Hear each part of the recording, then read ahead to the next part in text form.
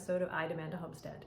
My name is Amanda, and today what we're going to be talking about is a recipe that is a family favorite around here.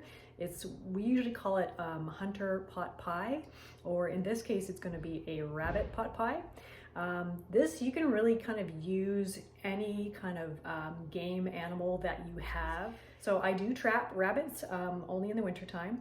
And then we'll use them to feed our family, right? So nothing goes to waste. And then I also kind of, I cure and tan the furs as well, and we use that. So, okay. So the ingredients that we're going to need today, we're going to use 2 rabbits because I am going to be making 2 pies for this.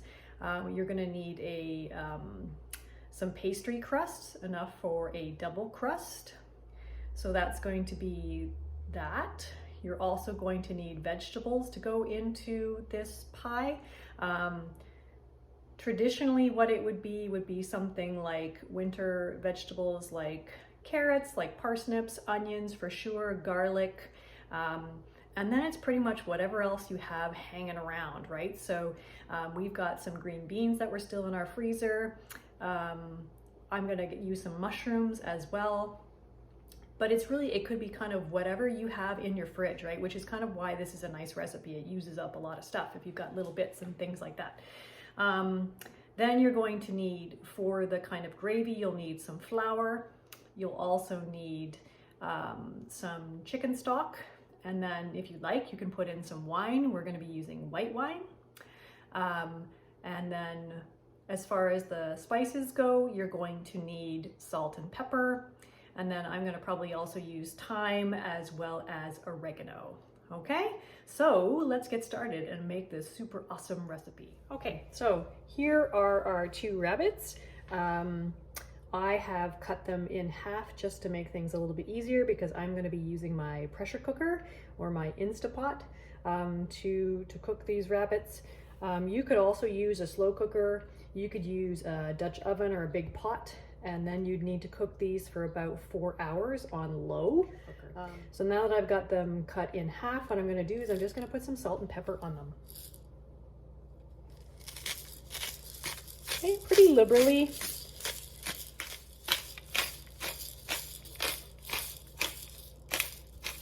Okay, now I'm gonna put them into my pressure cooker, my Instapot or your slow cooker, whatever you're using.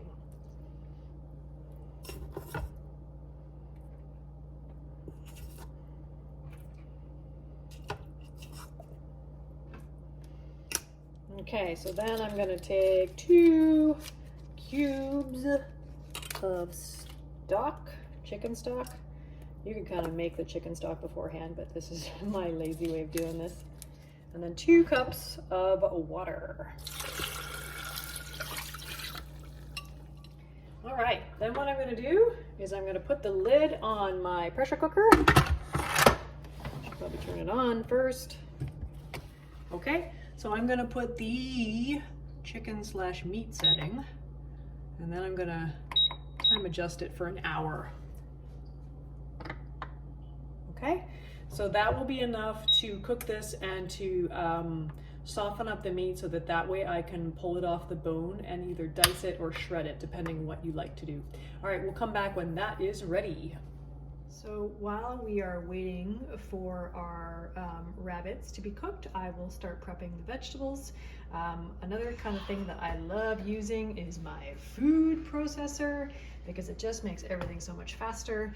So I am going to chop the onions, the garlic, the carrots, and the mushrooms into probably a medium-sized chop.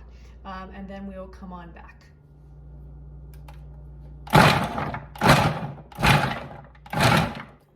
So the other ingredient that I forgot to mention is some bacon. Probably about 3 or 4 slices of just coarsely chopped bacon. This is not bacon, this is actually cured pork cheek or guanciale. I have a video on how to make that if you like. It's kind of like pancetta a little bit. So what we're going to do is we're going to start putting that into our pan first. because I want some of that fat to render away, and that will then provide the fat for the vegetables to saute. All right, a lot of that beautiful fat has rendered out now, and so now we're going to add the carrots, the onions, and the garlic.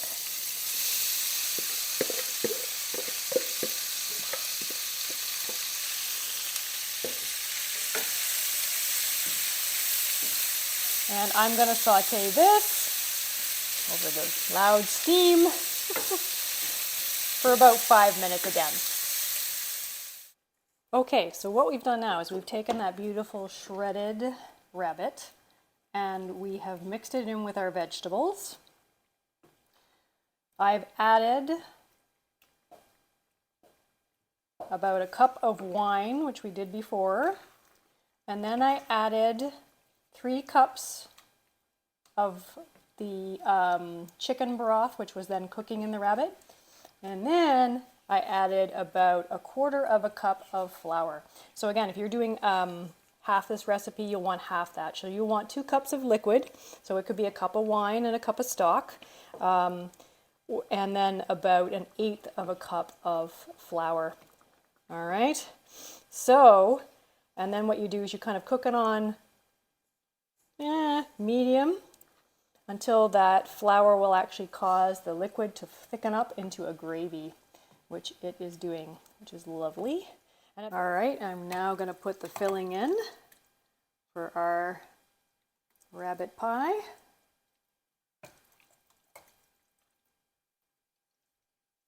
So,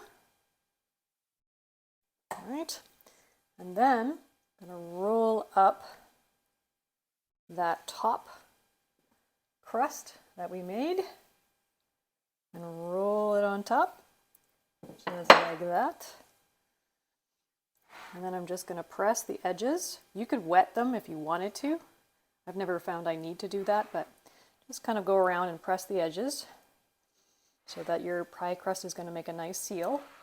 And then I'm just going to cut the extra pie crust off.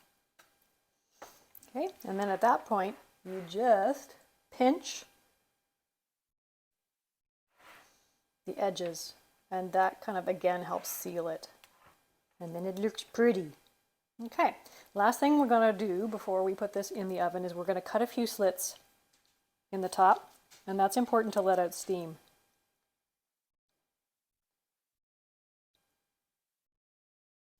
Now you could put an egg wash on top of this if you wanted to make the crust a little bit more shiny. We're not going to do that. I'm just going to leave it the way it is.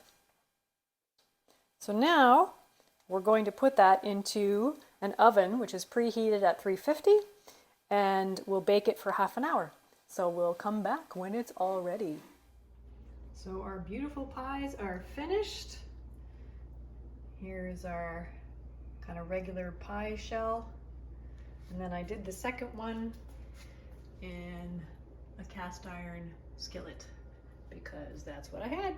All right, let's dish them up and take a look. There is our beautiful finished rabbit pie. Little side of sauteed kale there. Gorgeous, beautiful and tasty. Thank you for joining me on another episode of I Demand a Homestead. I hope you enjoyed this video. If you did, please feel free to press the subscribe button and the notification bell so that way you never miss another one of my videos. All right, everyone, I hope you make this recipe too, and then let me know how it turns out. Okay, everybody, have a great day. Bye-bye.